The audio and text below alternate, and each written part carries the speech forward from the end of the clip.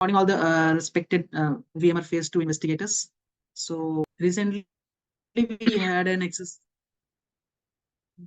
So recently we had an exercise of distribution of QC strengths among all the participating centers. So we found it deemed uh, important to have a discussion on the QC strain, QC methodologies.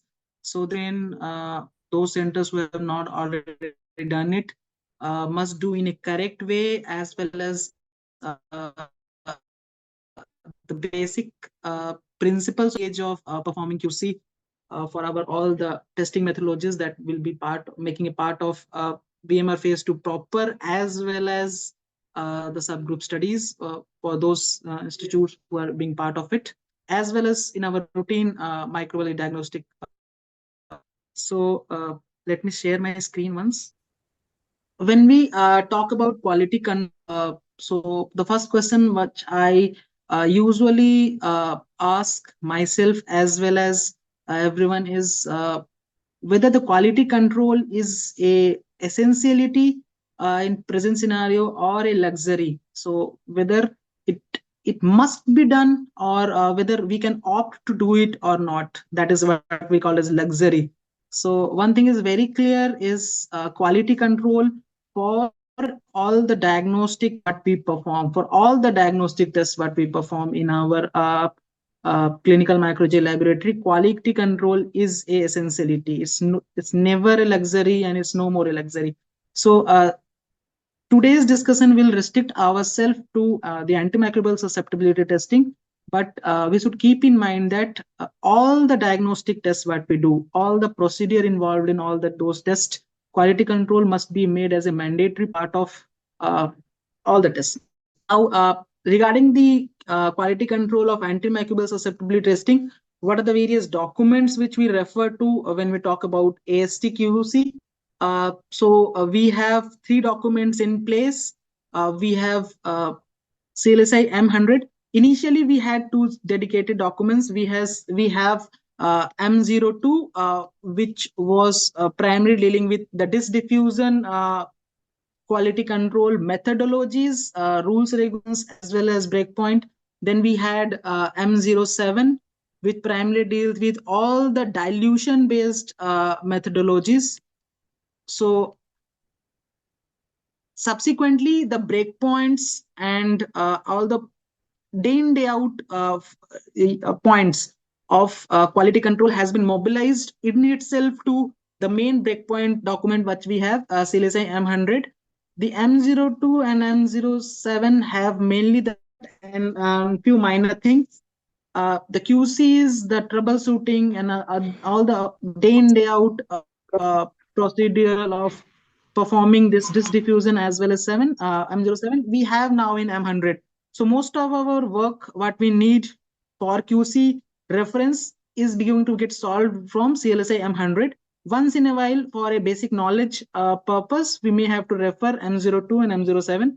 M02 M07 document is document. It is this year only, after a long period, like M02 came in 2018 last, M07 last came in 2012. This year both the documents are getting updated, so is available now.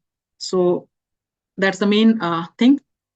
Then let's why we need to do QC. The rule thing is very simple, because whatever AST procedure you do in our lab, uh, to make sure that our tests are precise, reproducible results, as well as accurate, we must do a QC, stringent QC. Then all the reagents, like AST point of view, say the reagents primarily we mean by ASTs, the media, the discs, etc. So whatever we use, or the antimicrobial powders, what we use, those reagents are of a utmost quality, of a appropriate conditions which we have in our laboratory, like incubators or the other conditions, those are appropriate or not. The persons who are carrying out the test, we may have multiple technicians who will perform, or multiple staff who will perform the AST, and maybe a changing hand. So how to make sure that all the changing hands are not going to affect the AST result? So all these things are very crucial when you do a stringent QC. Those things are taken into account. In case there is a problem in QC, it indicates some problem in your routine AST patient clinical reports also, and that gives you an opportunity to address those issues. So that's why QC is important. And as well as for keeping for further any accreditation and all like NABL, you need the QC stringent QC program to be maintained in a good way. Now, coming to QC strains, to perform a QC, you definitely need a quality control strain. They are primarily a reference strain, which gives you a predictable result, which gives a predictable, reproducible, as well as accurate results. And when the test is performed with the method which is recommended.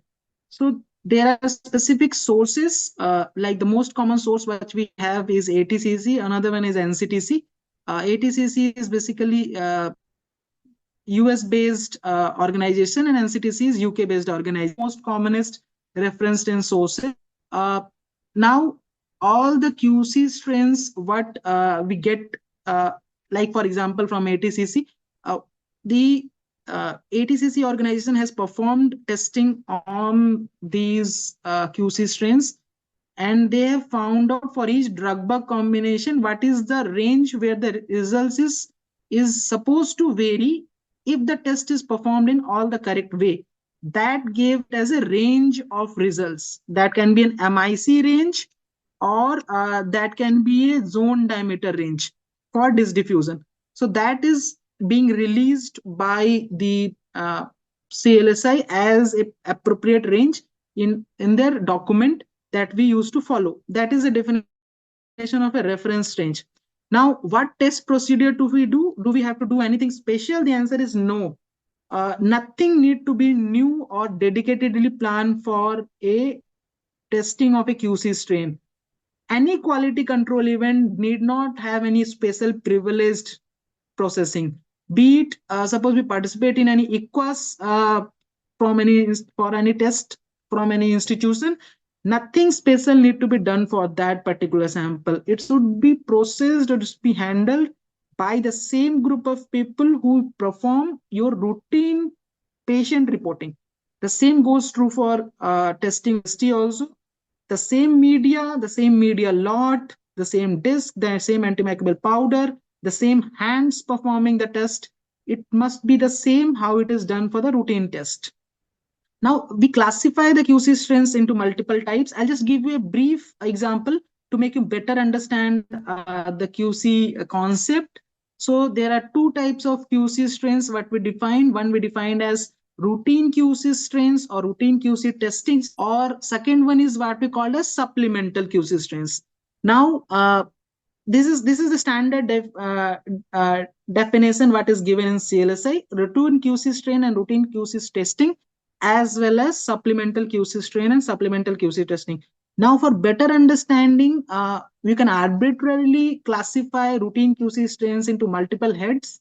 But in general, routine QC strains are defined as those strains which are used for QC testing for all the antimicrobial agents which are routinely tested in your laboratory. Okay, so whichever antimicrobial agents you do routine testing, it's the antimicrobial agent, it's not the isolate you test. So whichever antimicrobial agent you routinely test uh, in your laboratory, for that purpose, if you use any QC strain, it is called as routine QC strain. We can arbitrarily classify routine QC strain into various types. I'll explain you all the types one by one, but they can be broadly grouped into essential QC strains, then drug bug specific QC strains, then drug specific QC strains, and then bug specific QC strains. So we have essential QC strains, we have organism drug specific QC strains, microbial agent specific QC strains, and we have organism specific QC strains. These are the broad classification how we go about when we try to understand the routine QC strain concept.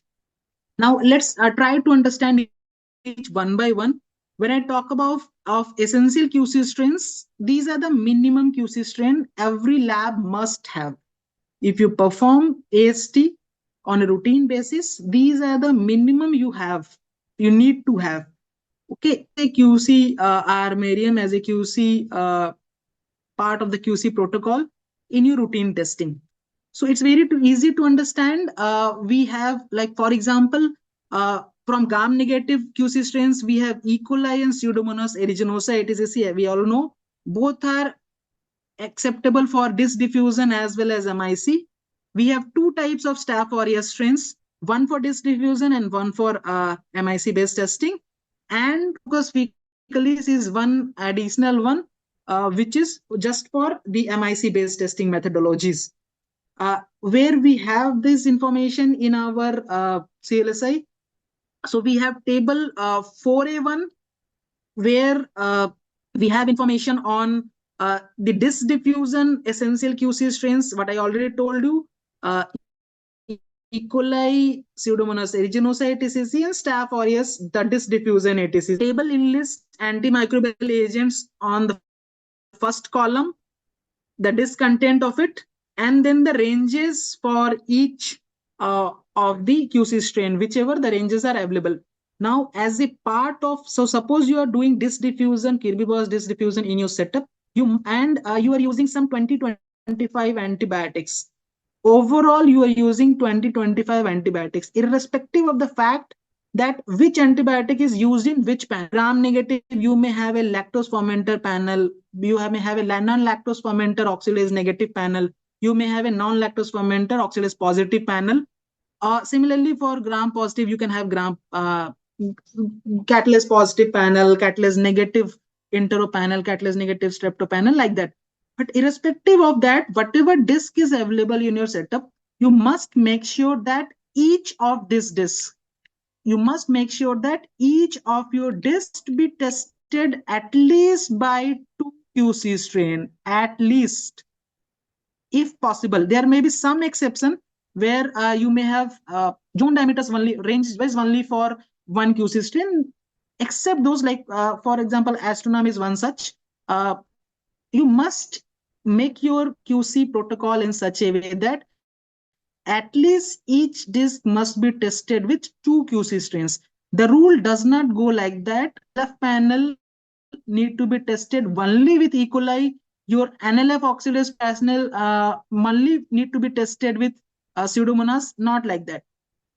Pick an antibiotic which you use in your routine. That disk has to be tested twice, one in 1 QC strain, one in another QC strain. Now, QC testing is totally different from our clinical testing. So you may find a disk in which the breakpoints are not available for Staphylococcus aureus ATCs, for Staphylococcus aureus in clinical cases, but you may find a QC range.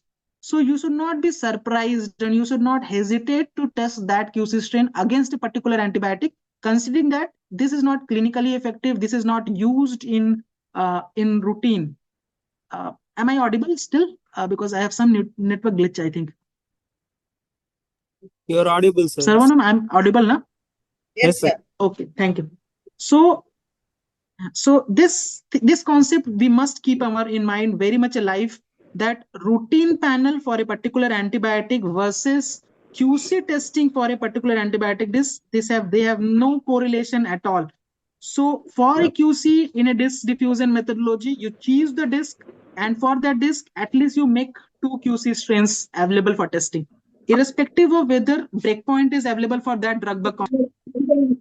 Like, for example, ceftriaxone, we don't test for ceftriaxone, we don't test for Staphylococcus aureus. But when you do a QC of ceftriaxone disk, you'll see that we can use E. coli ATCC for ceftriaxone disk as well as Staphylococcus aureus ATCC disk. There's no QC range for Pseudomonas, but you must include for your ceftriaxone disk one E. coli ATCC testing as well as one Staph aureus ATCC. This is the concept you must keep in mind. Then for the MIC, similarly, we have a table 5A1, where we have E. coli, Pseudomonas, Staph aureus, the MIC strain, and the Enterococcus faecalis 80cc strain and their respective MIC ranges. This is what we call as essential QC. Now, there's a concept called as drug bug specific QC or organism drug specific QC strains. The most common example of this is these. So, like for example, when we talk about enterobacterials, see what we put is for as E. coli 80cc most commonly. But when we talk about a specific drug, that is carbapenems in case of enterobacterials, the recommended QC is not E. coli 80cc. The recommended QC is Pseudomonas 80cc QC. Okay. Then, for example, when we talk about Acinetobacter, most of the QC is put for Pseudomonas aeruginosa as a routine QC, as an essential QC strain. But for few drug bug combinations like tetracyclines, minocycline, doxycycline, or TGcycline or cotrimoxazole, for these, if you do the QC testing, the strain used is E. coli 80cc. Same way, minocycline, chloramphenicol, the routine, the most important QC strain is E. coli 80cc, not the Pseudomonas one, which is a routine QC. So for certain drug strain, which is different from our normal QC, routine QC strain. Okay, this thing you must keep in mind. So that's why this is also a type of routine QC. This is not a supplemental QC. This is a routine QC, but a different type of QC. Now, other than this, next is what we call, like classification is what we call as a drug-specific QC. The most common example of a drug-specific QC is testing for BLBLI. When we go into the details, you can see that in all the tables, like we have table 4A2. I have already shown you 4A1. In 4A diffusion, you have QC recommendations for the all the antimicrobial agents which are a beta-lactam combination agents. The 1 number table was all agents except BLBLI, and the 2 number table is all about BLBLI. The same way in the MIC testing also, 5A1 is given for all agents except BLBLI, and 5 is given for beta-lactam combination agents. Now, so this is what we call as a agent-specific QC strain. Okay. Now, there are plenty of agent-specific QC strains currently available for testing. Like, for example, I'm giving you an example of this 5A2 table, which is a MIC QC range for BLBLIs. Now, you can see the ranges are available for our routine QC. This is essential. So for a essential QC strain, also for amoxiclav, we have a range. This is also another essential QC strain. For this also we have a range. But are they the preferred QC strain for BLBLI? The answer is no. What are the preferred QC strains? The preferred QC strains are represented in CLSI in these tables as these green colors. So as you can see, for amoxiclav QC, it must be tested with preferably with E. coli 80cc 35218 or Klebsiella pneumoniae 80cc 700603. These are QC strains recommended for amoxiclav. Similarly, all the BLBLI what you have in your AST panel, the most commons being ampicillobactam, amoxiclav, piptas. These are the common ones. Maybe sulbactam if you test for it. Cephalosporin sulbactam if you test for it. So you must make sure that some of the QC strains which are primarily recommended for those BLBLI must be put. Okay. Can we not do if you don't have those special? And among their n number of, you can see these are all the list from there to here. These are all list of BLBLI specific QC strains. Which are the most important ones? So what we routinely BLBLIs we routinely test. If you have E. coli 80cc 35218, problem will be solved. most of them are most recommended BLBLI QC strain is E. coli ATCC 35218. The second most recommended is Klebsiella pneumoniae ATCC 700603. This strain will additionally help you in doing some of the special tests. Okay, for some of the special tests, this is also a recommended QC strain. So if you have at least these two BLBLI QC strain, nothing else will be needed extra. In case you don't have these two strains, what I'm talking of, the BLBLI strain, can't you put BLBLI QC? The answer is, suppose you don't have, you still can do it using these ranges which are available for your essential QC strains. It may not be the preferred one, but at least if you do it, your QC will be done. So this is about the third class, drug specific QC strain, and the last one is bug specific QC strain. Like for example, certain organisms like Haemophilus influenzae, all the Streptococcus. You have specific QC strains, the Neisseria testing. You have specific QC strains. Like for if you do a susceptibility test, you must have this strain with you to make sure that the media what you use for performing the ST, how you know that like for example commercial or your you have in-house prepared your HTM Haemophilus test media for putting on the QC of Haemophilus, then how you know that your media supports the growth of uh, Haemophilus properly or not? How you know that uh, even if the growth occurs, the QC or the diffusion of drug and the QC is performed properly in the HTM media which you prepared.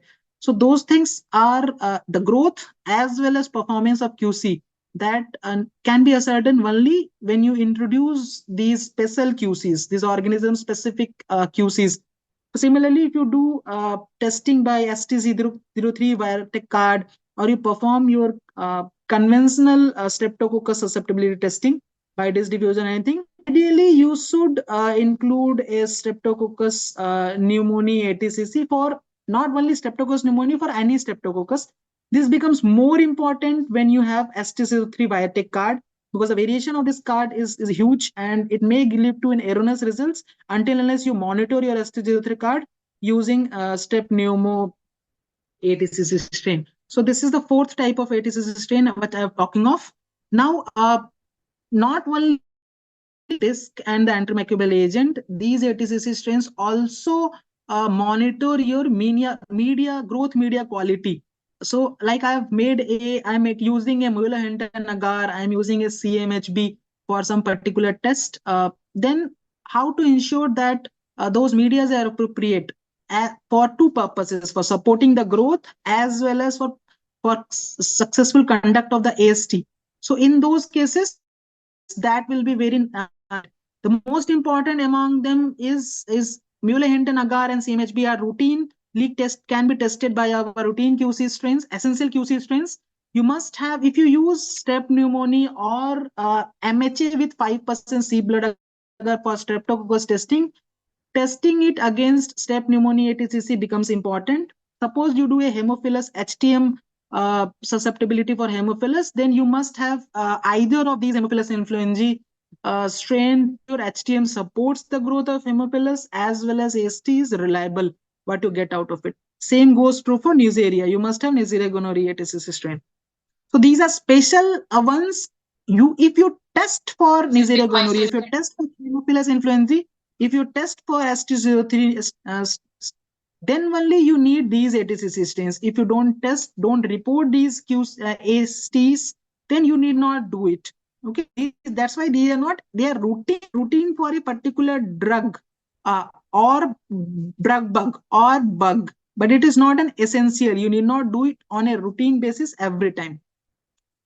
Now we have certain list of supplemental QC strains. These are some QC strains which are recommended for special type of test, mostly the special drug resistance detection tests, what are recommended or what are being performed for various drug resistant phenotype. And there are two types of such QC strains. One is what we call as negative QC strain for a particular test, like for example, inducible clindamycin resistance. So it's a special type of testing for ERM gene and MLSB phenotype. This is a special type of uh, resistance phenotype testing, inducible clindamycin resistance. Like for example, colistin, we have colistin agar test, CBD, ceftazidime avibactam ATM synergy test. So these are special screen agar, oxacillin screen agars. So HLR also needs QC testing so that those results are reliable in your case or not. Now we have two types of QC strain for all those special tests. One is negative QC strain and one is positive QC strain.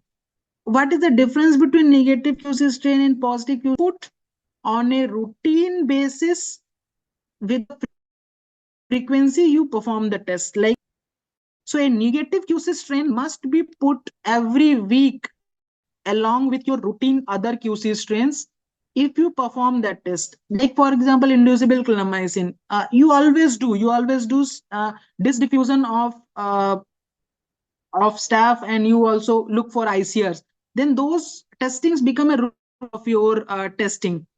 Suppose you do on a routine basis CAT or CBD in your setup, then putting the negative QC strain for that becomes a routine of your QC. You must perform it on a weekly basis.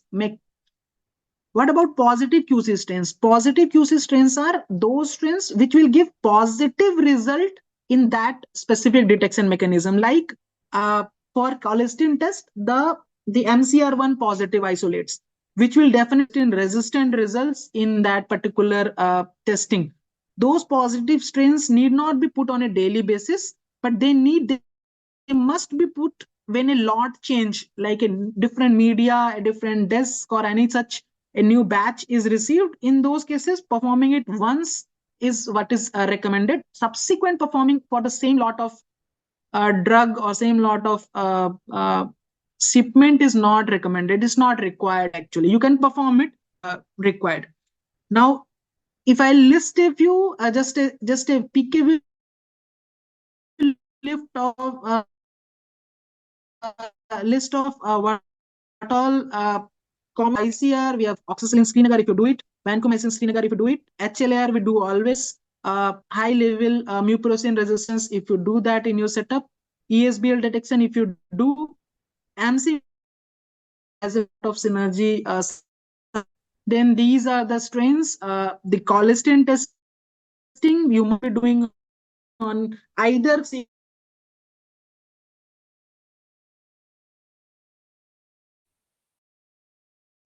or in addition to the Vitek testing. So the Pseudomonas aeruginosa essential ATC strain is the negative strain. It must be performed on a regular basis. If your frequency is weekly, it must be performed on a weekly basis.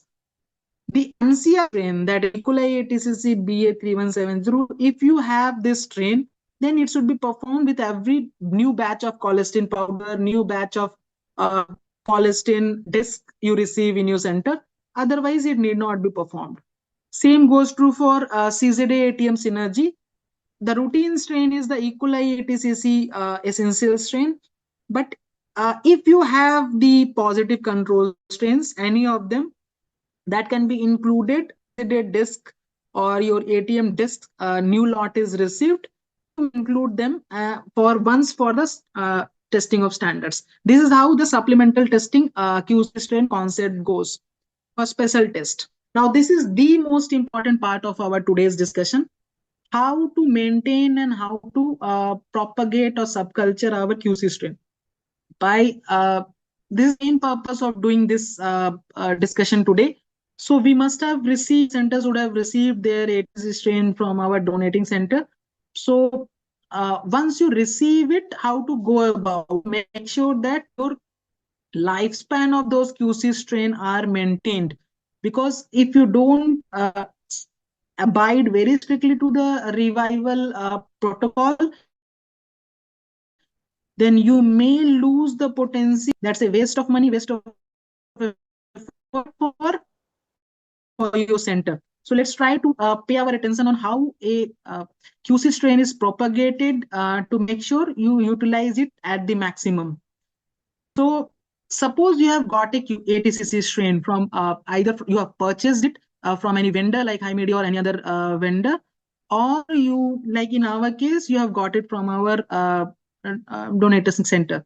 So once you get the ATCC strain, the first thing you need to do is you need to revive it. Okay, so we usually revive it on a appropriate enriched media. The most common appropriate enriched media is sheep blood agar. So in what form you have got this is the another query. So if suppose you have the most common way how we get it is if you buy it from a vendor, like for example High Media also, you get swabs. Common ways they provide you two swab stick which are provided in a setup which comes with a minimal amount of broth in it. Okay, so you have to crush the broth. The swab gets soaked into the broth, and then that swab can be used to inoculate our sheep blood agar. Suppose you get a solid stock media, a stab culture on a media which is usually nutrient agar plus glycerol. So from that stock you have to can bring out your ATCC and do a subculture on or a culture on the sea blood agar. Suppose you get a lyophilized ATCC, then in that case you just need to put some BHI broth or any enriched broth like trypticus soya broth in that, put it in the incubator for some 30 minutes, 1 hour of duration. And from that BHI, we need to have an incubator. And from that broth, you put it on a sea blood agar. Usually, we use enriched media. Sea blood agar is most common. If your organism is more like strep pneumoniae, chocolate agar, or anything like that. Once you grow that organism, the first revival of your ATC strain, once you grow that organism, the most important point is first to identify the organism. Once you have visible colonies of sea blood agar, all chocolate agar plate, you must identify the isolate with the resources available in your setup. Automated, conventional, or any other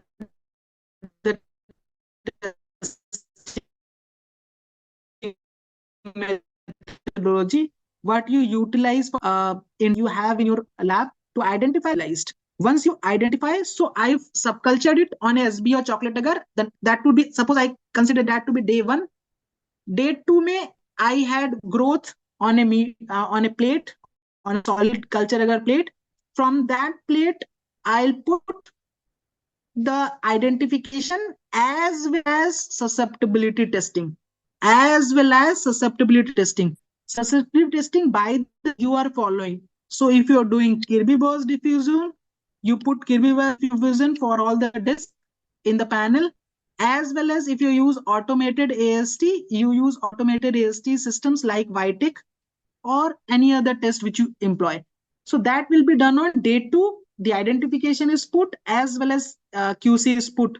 Next day, that is day 3, I look for the identification. The identification should match till species level. And then I look for the antibiotic results. The antibiotic results must be in the QC range provided in the CLSI table. Once on day 3, I come to know that yes, the QC strain what I have received either from the vendor or from donating center or I purchased from somewhere other source, the identification is appropriate. The AST falls, all the antibiotics AST fall in the QC range. Then this QC strain is ready to propagate further. Okay, then only the QC strain is ready to propagate further. Then on that day, that is day 3, on that day, we get the ID and we get the AST in the QC range. Then I start the propagation. So how well propagation is started? The first stock what we got, you make sure that you get at least 5 of copies of it. 5 individual copies of it. Okay. These individual 5 copies are what we call as yearly frozen subcultures. This is what we call as yearly frozen subcultures. Okay. What is the media we use for preparation of this? So we on the day 3 we had growth on the plate, colony growth on the plate. Using this colony growth on the plate, what I'll do is I'll take a stock tube. What we use is the screw capped tubes. You can use Ependops also if you don't have screw cap tubes. Always the screw capped stock tubes are preferred because they are easy to to preserve as well as they prevent contamination.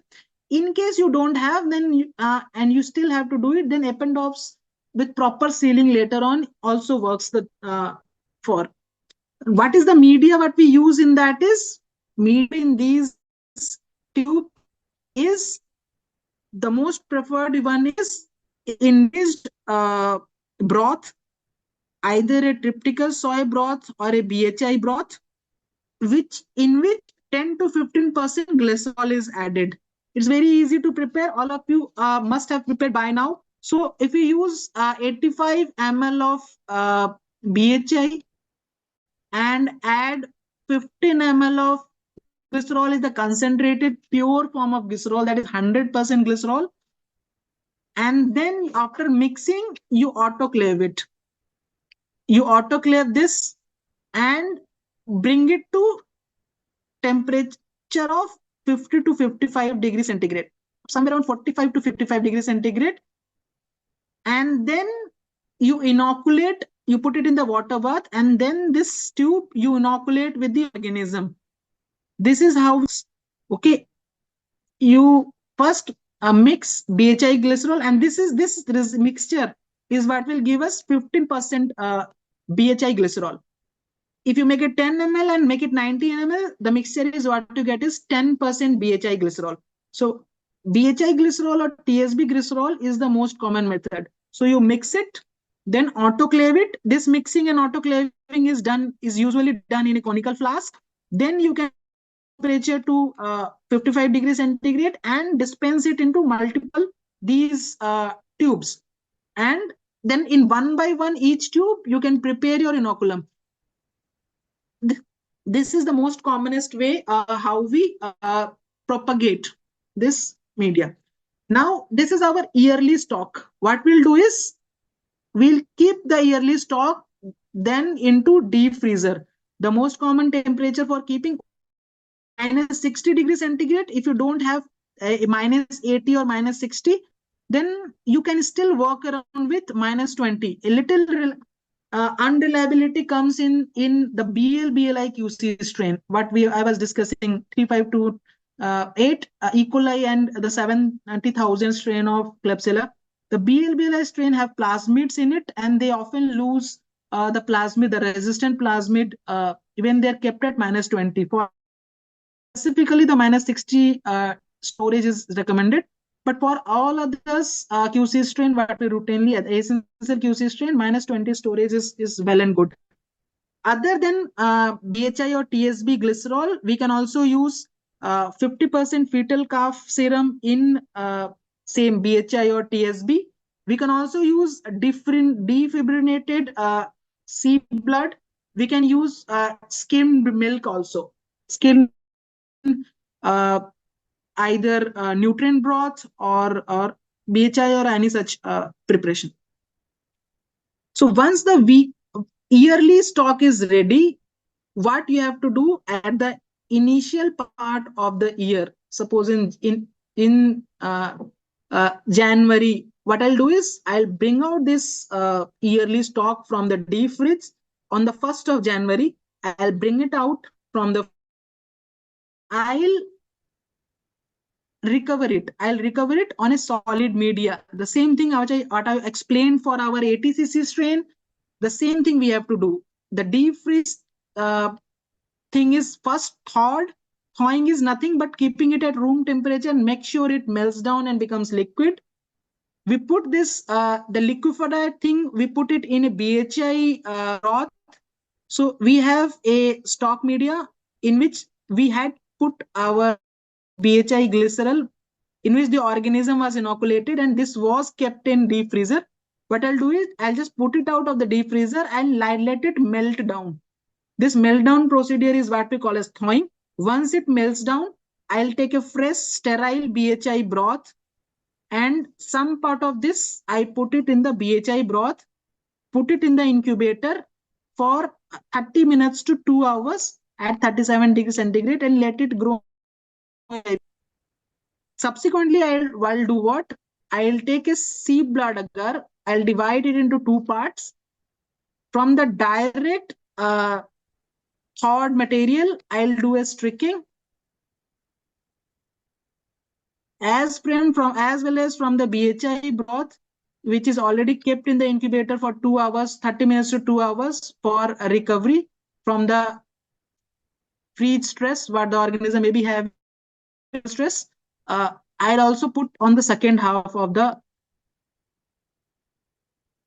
and then put it in the incubator. Once the next day, same way I told you, sea blood agar is most commonly acceptable. But if you're handling pneumo and you're handling hemophilus, you'll prefer chocolate agar over sea blood agar. Okay. Once you have a growth, then again, same way, you have to, next day, you have to identify, you have to perform the AST again. So see, your QC strain, if it's kept in the deep refrigerator for 1 year, 2 year, 3 year, it may still lose its property. It may still lose its QC range. So every time you bring it outside a deep refrigerator, you must identify it again. You may have contaminated the QC strain and you may have a different altogether contamination. So whenever you revive from a deep fridge, you must identify it separately. You must perform the AST again and again. Make sure that all the this QC have passed. Once that is ensured, then the yearly stock must be divided into monthly stocks. You must make sure you prepare a monthly stock and label it as Jan, Feb, March. At least from a yearly stock, you must make sure that you make stocks. Okay. In most cases, it works. In certain cases, like for example, Enterococcus faecalis special strains, Streptococcus pneumoniae strain, then Pseudomonas aeruginosa. In these strains, bi-monthly stocks are needed. So what you have to do instead of preparing, so for routine E. coli ATCC, for routine aureus ATCC, for Enterococcus faecalis ATCC, the 212 strain. Other than that,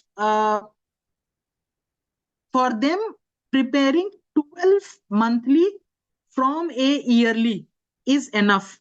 But for Pseudomonas aeruginosa ATCC, for E. coli faecalis, Enterococcus faecalis, 51299 strain and Strep pneumo strain, you must prepare bi-monthly. 5 these yearly ones, you need to prepare 24 monthly stocks. 24 monthly stocks must be prepared, each for 2 months, 2 for January, 2 for Feb, 2 for March. So in total, you must make sure that 24 stocks are prepared from a yearly stock in case of Pseudomonas aeruginosa strep pneumoniae, and for rest all 12 stocks from one yearly 12 enough. Again, I told you very clearly that whenever, and this is also stored in deep refrigerator, the monthly stock also goes in the week. Yearly stock as well as the monthly stock goes in deep refrigerator, -60 if you have it, or if not, then -20. Whenever you recover from a deep freezer, you must every time make sure that it is cultured on media, sea blood agar or chocolate agar. You must identify it again. You must perform the AST again and make sure that the QC results pass, and nothing has gone wrong to the QC strain while putting it in the deep refrigerator. And once you ensure that, then from each monthly stock, like for example, 1st of January on 1st of January, I'll bring a January stock outside the deep refrigerator. I'll thaw it, I'll recover from it, I'll put ID it, and based on that, I'll prepare from that, I'll prepare 4 weekly stocks. I'll prepare 4 weekly stocks. These weekly stocks are prepared on agar slants. They are not. They are no more prepared on uh, BHI glycerol or enriched broth glycerol media and QC freezers. The weekly stocks form any monthly stock. Like for example, I am working in March, so I'll make sure that I'll recover a March stock from it. I'll prepare a 4 weekly stock for my March testing. This is prepared on agar slant. The most common media for agar slant uses is chocolate agar slant. So what you do is same kind of screw capped tubes you take. In that you pour your agar slants, and on the surface of chocolate agar you strip down the organism and let it grow. Okay, and then you maintain these kind of weekly chocolate agar slants. If not chocolate agar, then if not available, then for some you can maintain other slants, some basal media slants also, but chocolate agar slants are most preferred ones. These slants can be maintained at 2 to 8 degrees centigrade, that is in a regular fridge, can be easily maintained for a period of 1 month in a 2 to 8 degree fridge. Now how it goes about from the weekly. Now again, identifying your weekly stock is not required. Re-identifying, you looking for the QC is only done when you bring out something or recover something from the deep fridge stock. So when you re-identify and re-put AST here, when you get a free fresh ATC, you re-identify and re-AST put. When you recover a yearly stock, you re-identify and re-AST put when you recover from a monthly deep freezer stock. Weekly stock, you need not again re-identify and re-AST because you have in slants. Now, from the week, every week, what you do is from the weeks. So when I suppose on the 1st of Jan, I'll prepare this. The remaining 4 weeks, I have kept it in the fridge at 2 to 8 degrees centigrade. Now, what I'll do to this one, I'll make daily stocks from this. Now there are two methodologies of testing QC. One is what we call as weekly plan, another is what we call as daily plan. Suppose your lab is performing weekly plan, then this is your final answer. Weekly stock on an agar slant is the growth which you will be using to prepare AST, to put AST for your weekly QC. And you don't discard it right away. You keep it for next day at least to make sure that the QC is passed or the QC result is available properly. Suppose you are running a daily QC plan, then this weekly slants must be converted into daily plates. How you go about? Like for example, today is 1st of Jan. So I'll take a colony from here. I'll put it on a solid media, get a growth on second, and put a QC on second. Now on second, I'll discard this plate. I'll again take a colony from here. I'll put it on a separate media, and then this use it on the next day. Every day I take a put it on a solid media. How we go about.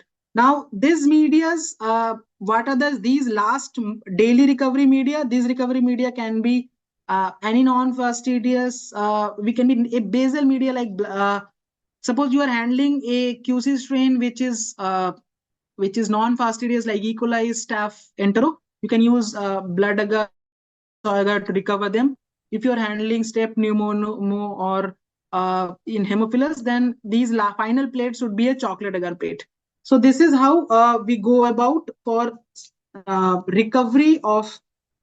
Now, one thing is very clear that once you bring out any of these deep fridge boxes, you make sure that they melt down, that is thawed. You can never keep it in the deep freeze again.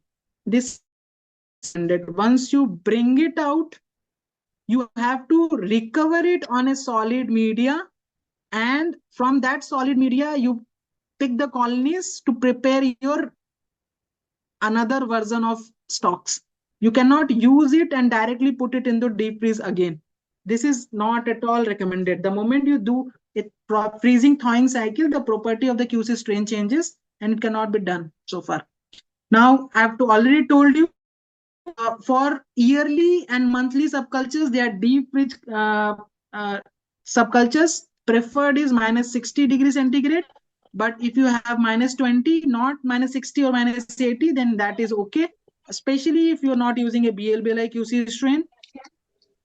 Short-term storage for the weekly strain is totally recommended for 2 to 8 weeks. And the maximum you have to recover it for 4 weeks. That is the last week's subculture.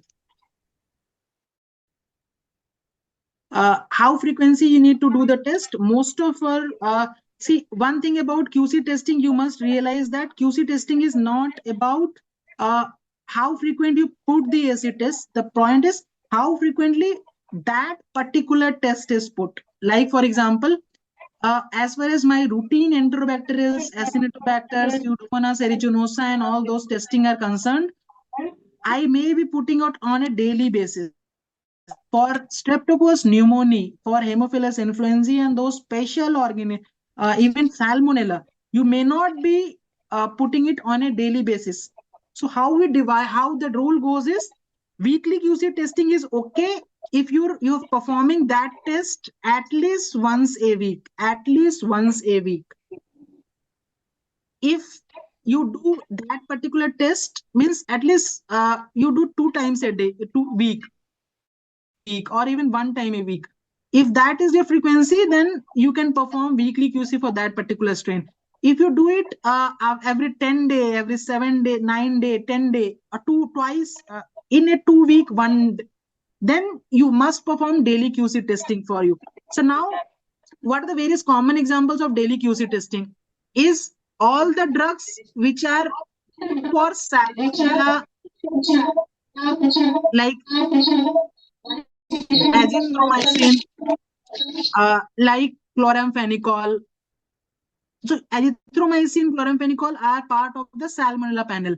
If you don't, some of us may be getting constant salmonella once at least in every week, but most of our centers will not be giving salmonella constantly every week.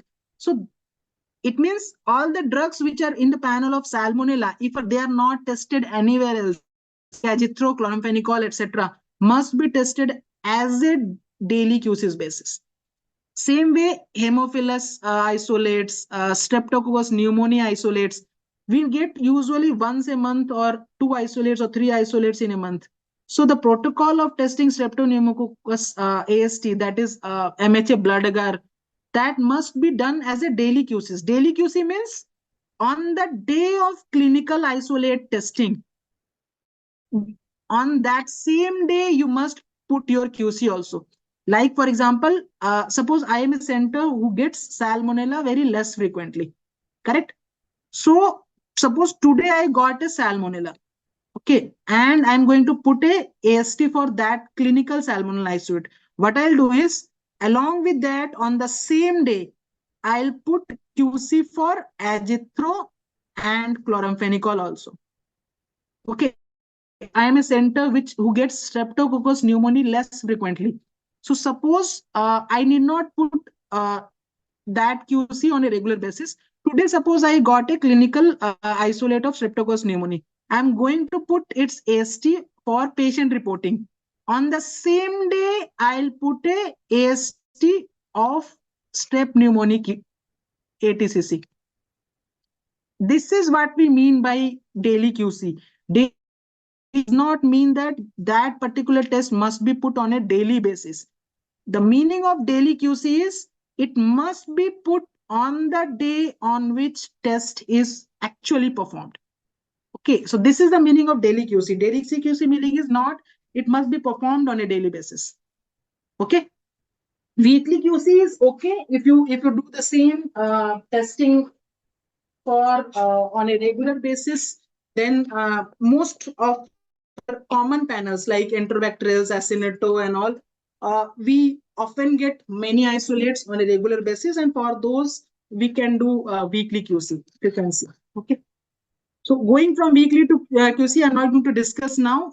We have 20-30 a day plan or 15-15 plan. So that is what we use. If you want to switch from a daily QC to a weekly QC, uh, this is what weekly and daily I have already discussed. Now there are certain testing methodology periods, certain time when we may have to do it more frequent testing. So what are those points?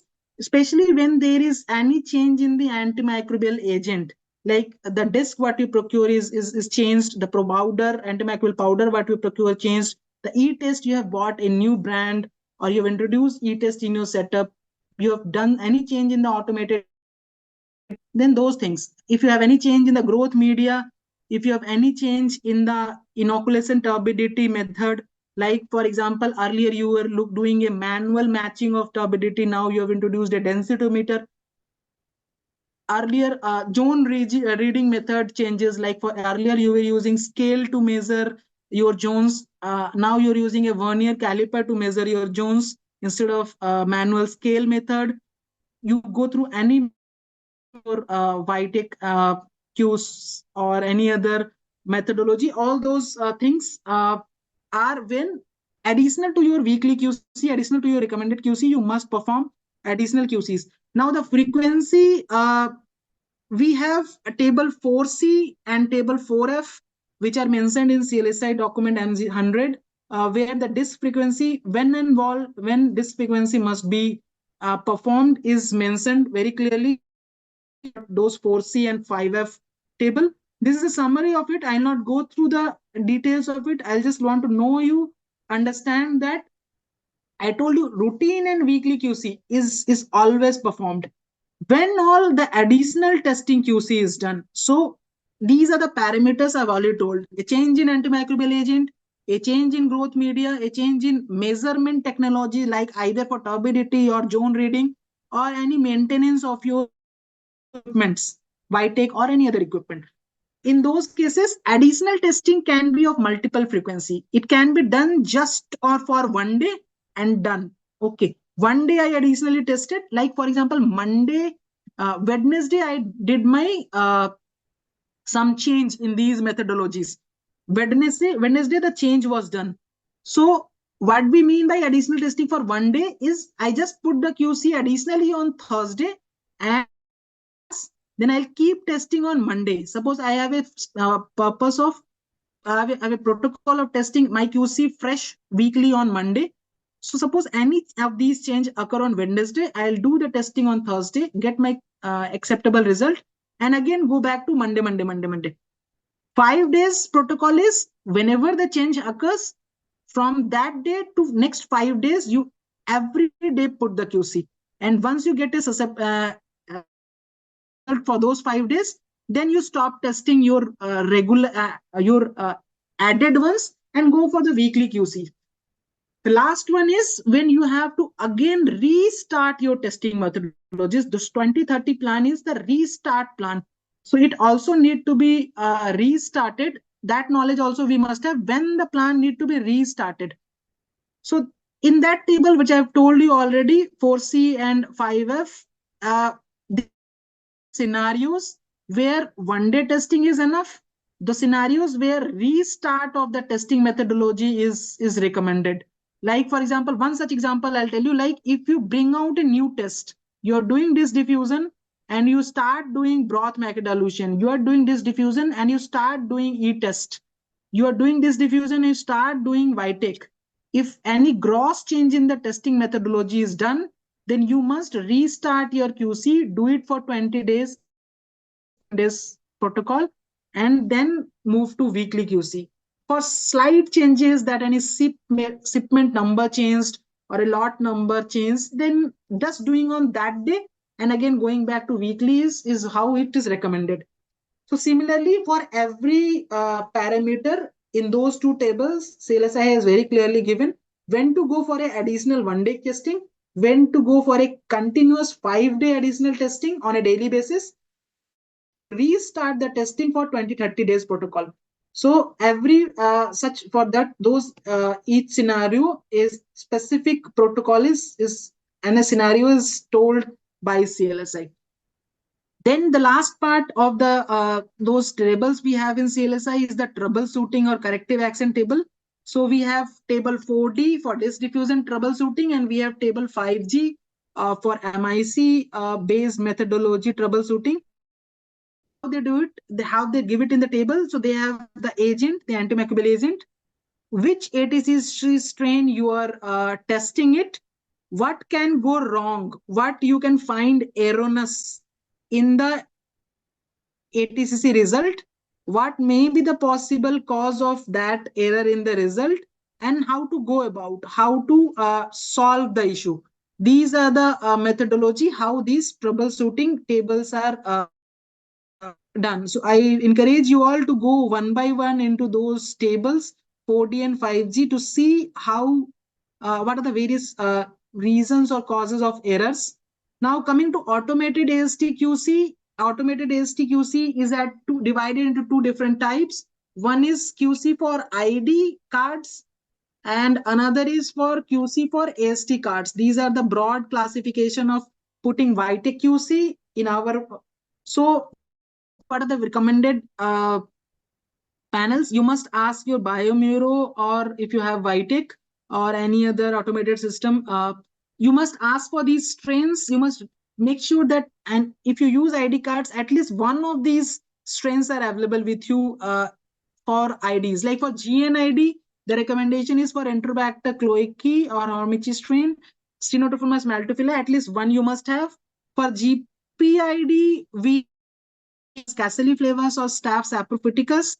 If you use Neisseria haemophilus card, then recommended ID strain, ATCC strain is Echinella.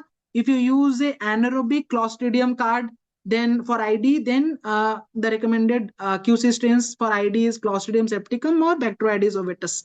So at least one of each card which we use. Like for example, if you use GNID and GPID card, then you must have at least one ATC strain uh, for your making sure that your ID cards are working or function fine. If you're going to include NH card in the subgroup study, then you must buy Echinella corridens ATC strains to make sure that your Haemophilus ID is not suboptimal. Same way, we have primarily two types of GP AST cards. We have AST GN card and among AST GN card, we have N405 and N406 to as a primary thing, and also we have N407 card. Now coming to common ones, that is N405, 407, we have a list of ATCC strain. Like the most common routine strains are E. coli 25922 and Pseudomonas ATCC strain.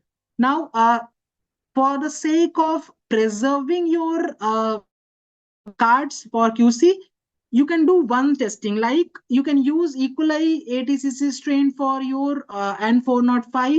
You can use Pseudomonas aeruginosa for N406 card, and once in a while, like for example, either once monthly, minimum of once monthly, uh, or you decide by yourself how much is feasible for you. At least this BLBLI must be used at your centers of favorable frequency to look for N405 and 406. So what are the various BLBLI included piptas? We have cephalosporin sulbactam, and we have ampicillbactam, we have amoxiclav. So those results are coming properly or not. You must find out using E. coli 35218 card at the frequency suitable or appropriate for you. Now for 407 card, the best card to test as a BLBLI strain is the Klebsiella pneumoniae 700603 card, not the 3521 card. So BLBLI testing in 405, 406, best by done by 35218. BLBLI testing in 407 best done by Klebsiella pneumoniae ATCC 700603. 5 you use E. coli ATCC, 406 as a routine you use Pseudomonas ATCC. That is how it goes. So this two for 405 and 405 BLBLI. This goes for 406 BLBLI and 406. This primarily for 407 BLBLI. Now, CST-GP, we also have designated card. So the minimum recommended is Enterococcus faecalis 29212 card, or you can add a staff card, MIC card strain, which is 29213. So if you have to choose, you can choose either this or this as a primary methodology of testing. The only thing I want to point out about Vitek testing is you must make sure that while you are testing Vitek card, you must make sure that in the sample panel you must choose QC strain as a drop down. If you don't do it, select it, then that QC strain results which will be tested as any routine clinical strain. It will not get, you will not get the results as pass or fail or as an appropriate results. So once you select it, those specimens, those isolates will be marked as QC, and the result also you get as QC passed or fail kind of. You can anytime click into these icons, and once you click on those, this is the result how it goes. You'll have the name of the QC strain and the results uh, in the range or out of range results. Uh, if the strain is, as you can see, as the strain, this 35218 E. coli strain is, you will get results only for the BLBLI, not for the other antibiotics. And here in other such isolates, the BLBLI will be vacant. Okay. So this is how the Vitek QC goes. Once a year at least you must perform interpretation control, endpoint interpretation control, that all the people who are involved in reading of the AST, you must do or biannual competency testing. Certain set of disc diffusion or MIC broth microdilation results must be put, and each people who are reading the plates must be blinded, and they should go through those plates or a broth microdilation plate, and they should record their finding. The acceptable variation is a variation of plus minus 2 zone or 1 dilution of error. If the variation is more, people who are reading those plates must be trained properly. The final part of the discussion is what to do when an out of range result goes. So this I'll very quickly brief, because this is a very long discussion. No, not a very important part of today's discussion. I'll just briefly tell you about this. So the first thing what we look for is we have to decide if any QC. The first point what we look is whether any identifiable, the error is the cause of the error is identifiable or not. Okay, so what are the types of errors which can go wrong is either it's a QC strain related error, or it can have any testing supply or like this drug, anything like that error. It can have media related errors in those, or it can be a testing process related error, uh, or it can be some sort of. The first question we must ask when there is a QC error, whether any visible these four heads of errors are there or not. By asking the person who has put the test whether any of these error he or she knows that any of these malfunction is possible, little look into the topic while discussing with the people who will put on the test. If you can identify the error, then the next step to do is you rectify the error. If some wrong QC strain is put or something like that, you rectify the error and repeat the QC on the same day, and you get a pass results, nothing to be done. All well and good. This is what we call as identifiable error. Suppose you talk to all your staff and all, but you're not able to pinpoint any error, then those are what we call as non-identifiable error. Then what you need to do, if you're doing a daily QC plan, on the same day you just repeat the test. And if you pass results, so suppose on Monday I failed a QC strain, and on Tuesday I put it on Monday again, I read the result on Tuesday. If the result passed on Tuesday, nothing to be done. That is what we call as random error. It has nothing to do with your error in anything, media, disk, anything. It can occur randomly. So nothing to be done as such. If the repeat fails, so you'll have two failed. You have a fail on Monday, you have a fail on Tuesday. Then that kind of fail is what we call as system related. Something is wrong, something is fishy, and you have to identify it and corrective action need to be taken. Suppose we have plenty of random errors. First week we had two random errors, second week also we had one random error, and third week also we had one random error.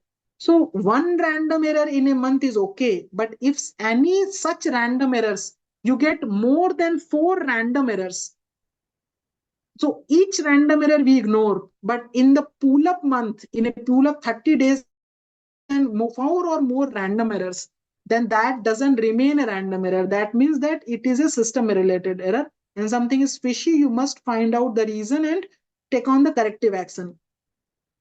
For weekly QC, there is another rule to pick on the errors. So you every week, like for example, my hospital has a policy of putting QC on Mondays.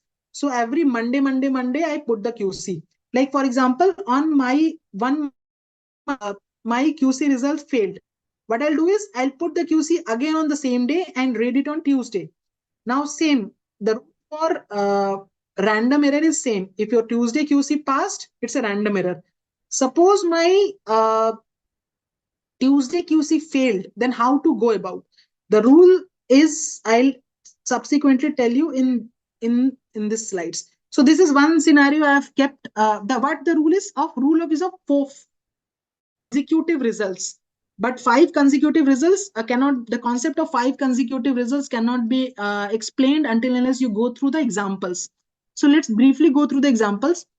Every week on Monday, I am putting a QC. So first week it passed, second week it passed on Monday, third week it passed on Monday, fourth week it passed on Monday, but somehow in fifth week, when I put on Monday, the QC failed.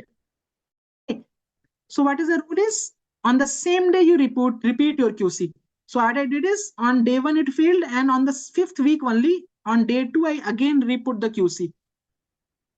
If the repeat QC would have passed, it would have landed in the random error. In this example, it didn't pass. So it went into a system related error. Now, what is the rule on five consecutive QCs? Five consecutive QCs is, this week the error started occurring. Okay. So for previous back-to-back results, if I have, and this pass result, on the repeat QC, this is what we call as consecutive five. One, two, three, four, and this week ka repeat is five. This is what we call as consecutive five results. It has failed, then we have 1 2 3 4, but the fifth one doesn't come. So fifth result is missing. Suppose this was also QC fail. In that case, the consecutive five will be 1 2 3. If this would have passed, then this would have been a 4. I had to do a QC on day 3 again, and if would have been passed, this fifth, and consecutive five pass gives me to ignore this error.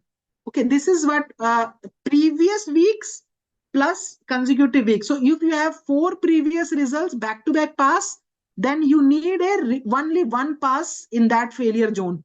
Suppose you have three back to back pass, then you need two consecutive results in that week on a daily basis. Now on a daily QC. Suppose this QC would have been failed earlier. Then I have previous two QC, and I'll be needing three daily QCs as pass. to make sure that I can go ahead in the weekly QC. So two of this and three of this is consecutive five. Consecutive five means you can continue your weekly QC. Consecutive five fails means you cannot do your weekly QC till you get consecutive three. So suppose I don't have any back-to-back QCs, then I'll every day do a daily QC for 5 days and to make sure I continue on my weekly QC. So consecutive five rule holds only to make sure that you get a daily QC to continue your weekly QC. This is the same example what I've already told you. In daily QC, for example, error is identified. You classify that as identifiable error. You fix the error and you repeat the test. After fixing the error, it pass and you're happy. Suppose the cause is not identified. You cannot pinpoint the error what went wrong today so that the QC failed. Then you just randomly do the QC on the same day. If it pass on the next day, you classify it as a random error, nothing to be done. If it fails, it's a system error, something must be done. Weekly QC में the rule is little different than the daily QC. Identifiable error, the rule is same, but for a daily QC, if the if the cause is not identified, the 5 consecutive rules, what I've already explained, the previous weekly counts and the current daily counts, we must have 5 back-to-back passes. Then only we disregard that as a chance error and continue with our weekly QC. If not, then that is class system related error and the center must start doing daily QC for this. That is the last part of my discussion is QC failed. Now, how to go about? This is very crucial for all of us. So if the QC fails, how to take action? The action is very important when the QC fails. So there are few things you must look when the QC fails. First is what is the size of QC error? Okay, so now QC has failed. You must take an action. You must have to do something. So if the QC failed, the first question asked is what is the size of QC error? Whether it's a one zone or little variation in the range 1 mm or 2 mm or 3 mm, or it's a huge difference 3 mm, 4 mm, 5 mm, 6 mm. In the patient's result, whatever MIC or whatever result you have got, what is the relation to the breakpoint? Whether it is too much susceptible, suppose the breakpoint is 26 and you have got a zone of 36, it's a clear-cut susceptible. If the actual value is very close to the breakpoint, those are the places where reporting results may become a problematic situation. So it's not that everywhere QC fails, you have to stop on your results. The first thing we'll look into is what is the size of QC error. Second, only in those cases where the patient's result is very close to the breakpoint are the dicey one, are the unreliable one to report now. Third is what is the result with other QC strain. I have told you every disk must be tested with at least 2 QC strain.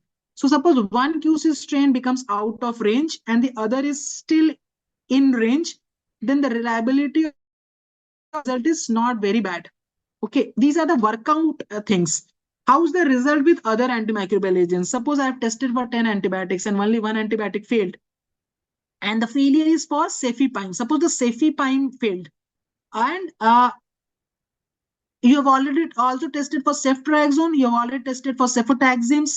So you correlate the result with other antibiotics. So suppose you ceftriaxone, cefotaxime and acceptable, and suddenly you got a cefepime resistant with a cefepime QC failing.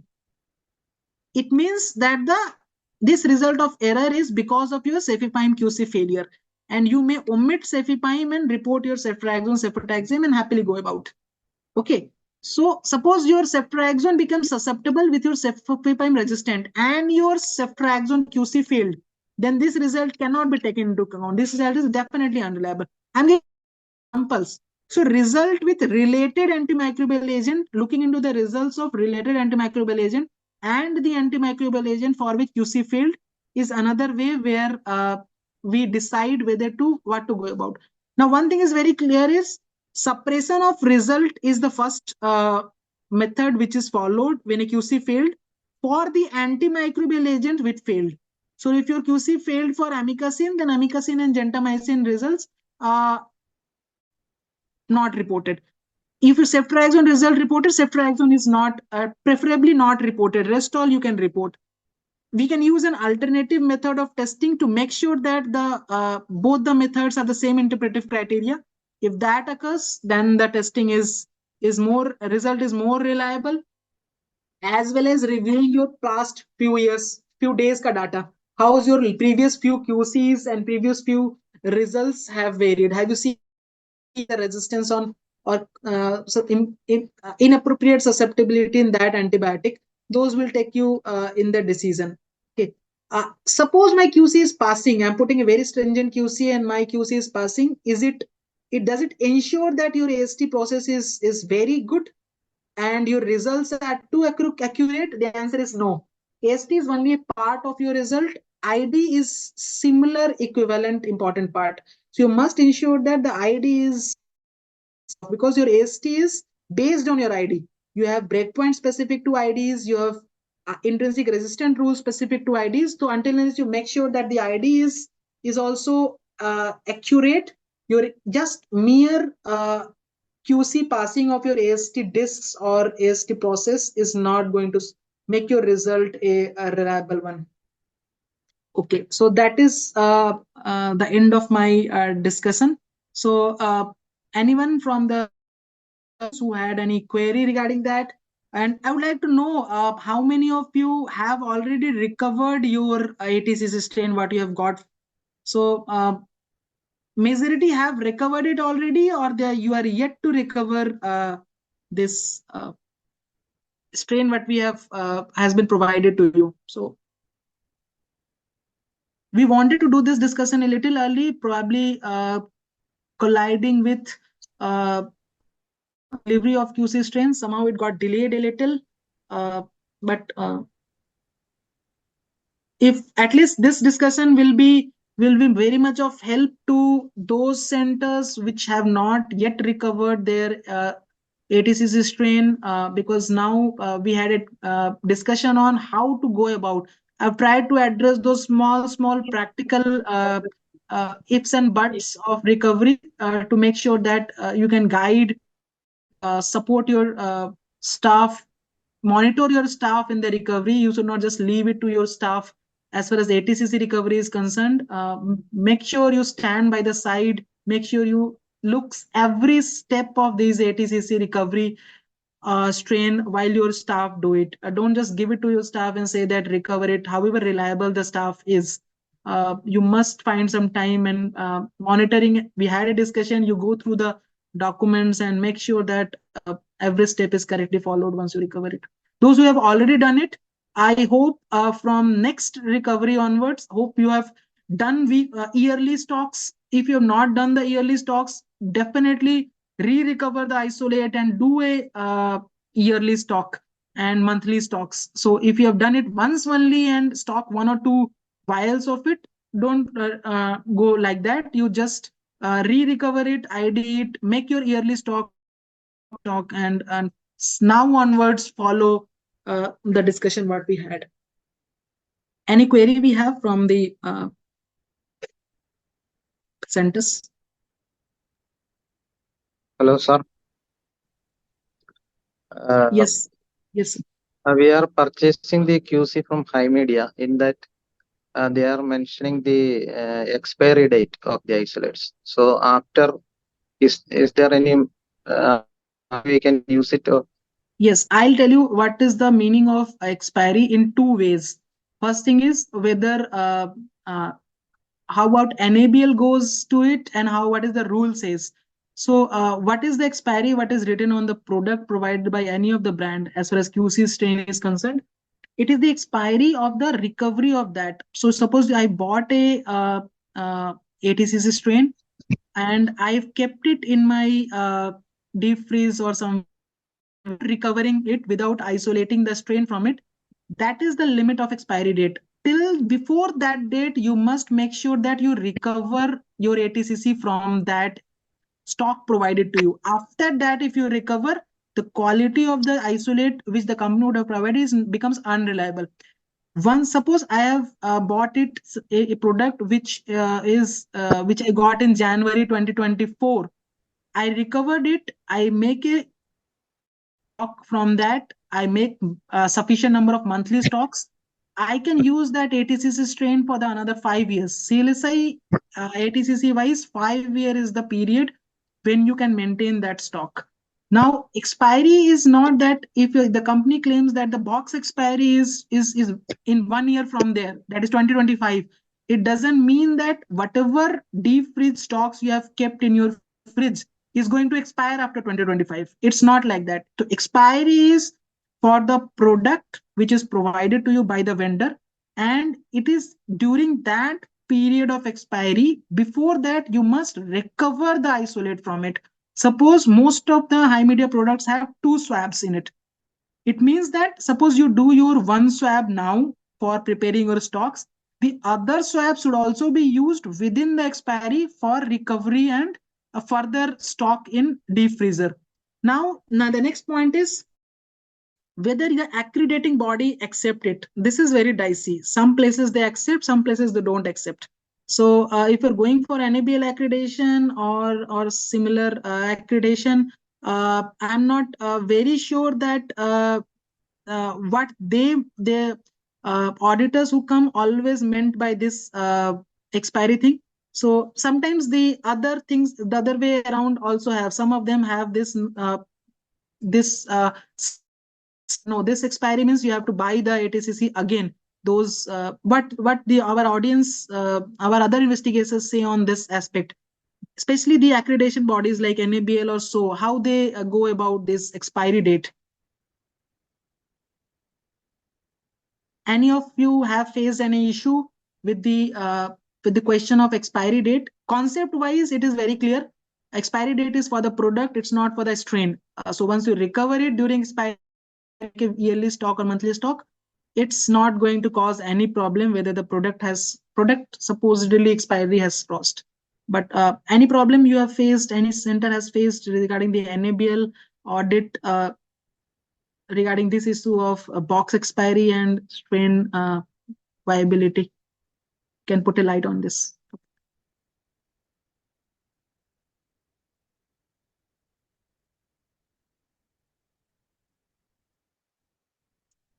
Okay, I don't think anybody has faced this issue. So definitely, if you're using it for NABL purpose, I would recommend you to go through your fellow institutes who have already participated in NABL and make sure that they don't have any problem in that. Concept wise and actual reality wise, there is no issue. Any other doubt we have regarding any? Sir, just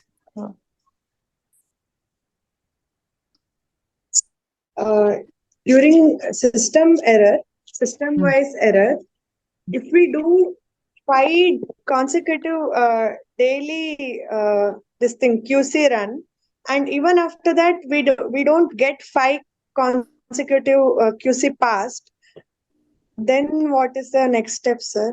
Yeah, so I'll tell you what is the next part then. So you keep doing on a daily basis. Okay. So suppose you're it's a constant failure. Two ways to do it. The constant 5 consecutive failures denote that you can never go to weekly QC. You have to stuck with daily QC every day till you get 5 consecutive. You have to perform weekly QC. Every day I'll put a QC. I'll see if it's QC pass or fail. I'll take a call. Like for example, one antibiotic I'm talking of, cefepime or ceftriaxone maybe. So my QC for ceftriaxone failed. It went into system related error.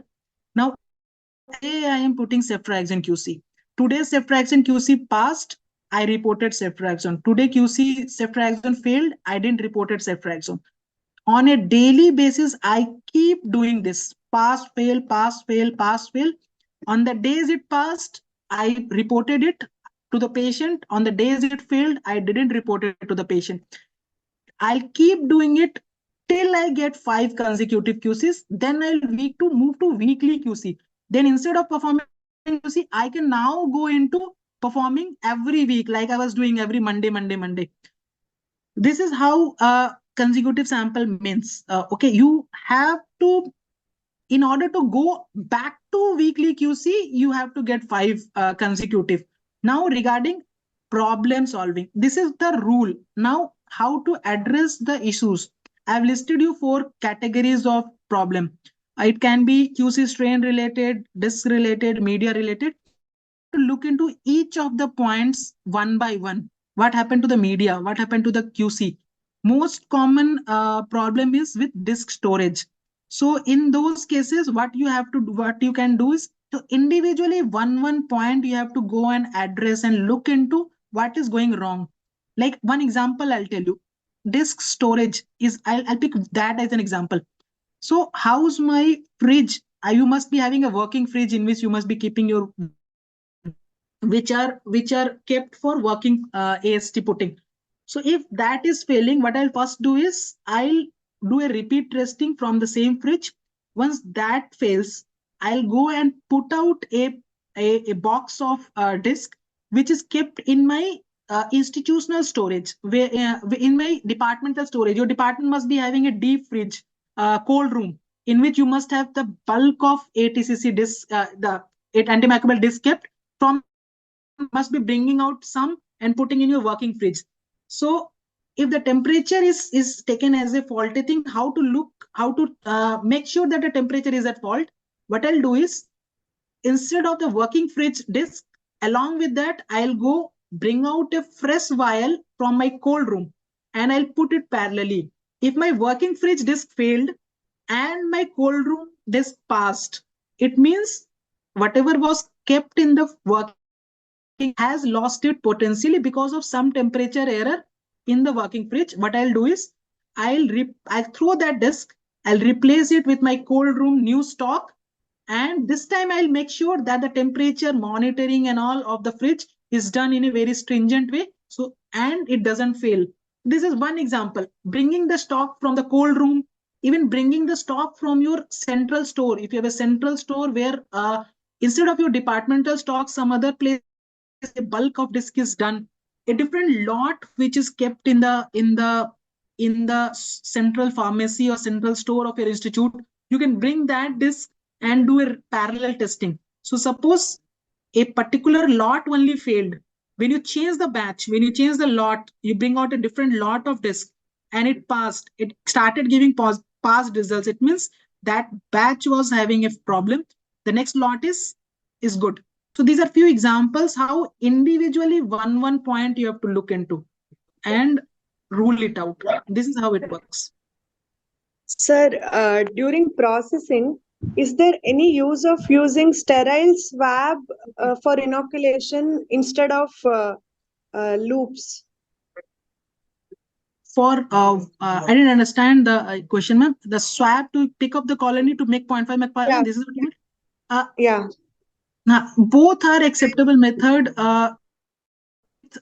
Swab is sometimes if densitometer matching standard becomes is erroneous, because when you use a swab to mix the organism, sometimes some swab or cotton fibers may remain in that, because we don't use nylon and dacron ones, we use the cotton ones.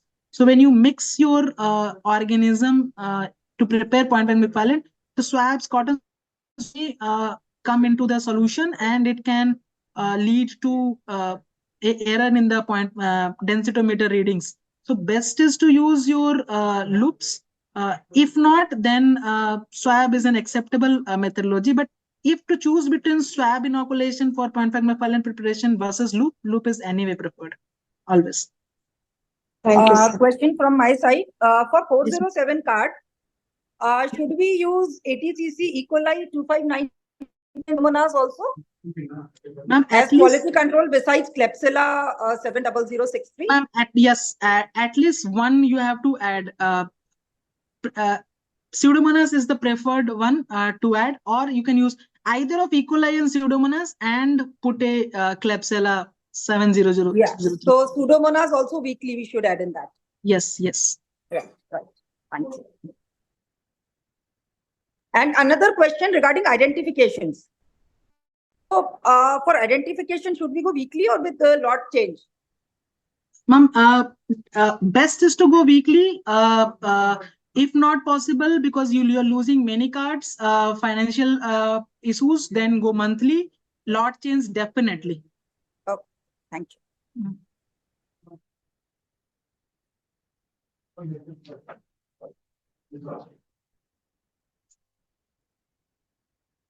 Entero focus also weekly staff or is 29213? Ma'am, GP, anyone you can choose, either staff or Anyone. yeah. Right. Okay. Sir, we have a minus 20-degree freezer only. Is it acceptable? It is acceptable. As It is NABL acceptable, point sir. of view? Yeah, just if you have those BLBLI strains, E. coli and Klebsiella I talked of, then just closely monitor the BLBLI QC results, because it's the error in the QC is, one is QC strain failure versus disk failure. So in that case, your QC strain failure is also one of the reasons. So if you don't have minus 60 and you use BLBLI QC strain, monitor your BLBLI results of QC very stringently. If that fails, then look into the QC strain failure also. Like for example, if the results with 35 E. coli 700,603 strain failed, then look for Pipta's results in other QC strains to make sure that it's the disk which is failing or it is the QC strain which is failing. That's it. So each unit price, including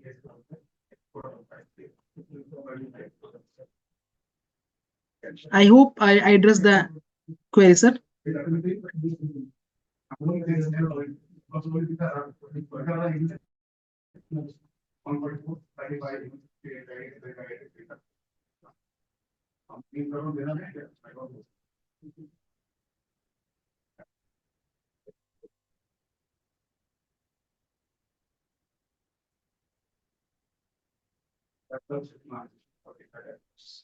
Yeah, one query in the chat box I found that may help others, that the QC ranges of BLBLI is given as slash, like 1 by 4 to 8, but the result what the Vitek gives is in a single digit. So basically this slash 4 is the final is the fixed concentration of BLI. Like in Piptas, it is for tazobactam. What Vitek gives the result is of piperacillin results. So if the range is 1 by 4 to 8 by 4, it means in Vitek I have to look, the range should be between 1 to 8.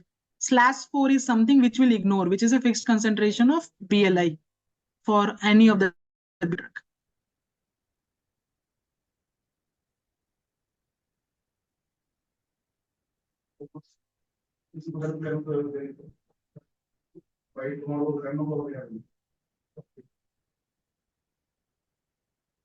One query came that explaining the recovery of strep pneumo from minus 20. So the recovery is very easy. In the deep freeze, you have the organism in a broth glycerol. Okay, that broth can be BHI, it can be the TSB. Once you bring it out, you bring it to room temperature. The process is called as thawing. Let it completely melt down. Once it melt down, from you pick that organism and you put it in a BHI broth. Put that BHI broth at a 37 incubator, 30 minutes to 2 hours in the incubator. You dry up a sea blood agar, parallelly a chocolate agar, depending on what you are recovering. Like in pneumo, you can use both. Half of the plate you streak with immediate the third one, the third broth. You directly put a loop full from that and put it on half of the plate. The other half of the plate of sea blood agar or chocolate agar, you streak from the broth which you have kept in the incubator for 2 hours from that third one, and then incubate it as you usually do for step pneumo and get the isolate. Until unless you get the isolate on a plate, don't discard your third broth. Keep it also in the incubator.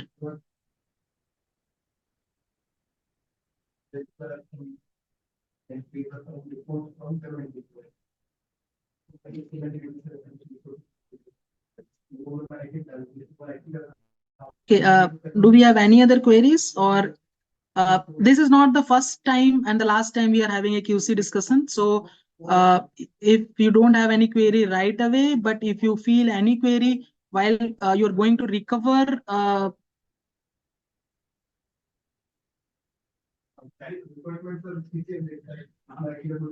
okay, so from one query came that in Streptococcus pneumoniae, the Vitek is showing now non or low reactive.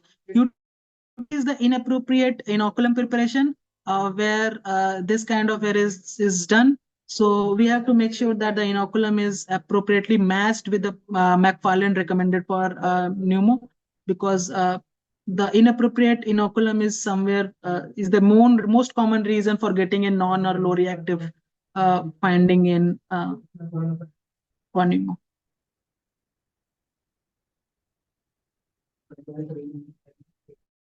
So if you don't have any other query, then we'll stop this discussion for now. And subsequently, if you're going to recover, if you have any slightest query, you can feel free to ask any of our regional coordinators, including me and in the group or in person, and we'll try to address all the queries you have as much as possible. Okay, so thank you all for joining this and thank you. Good day.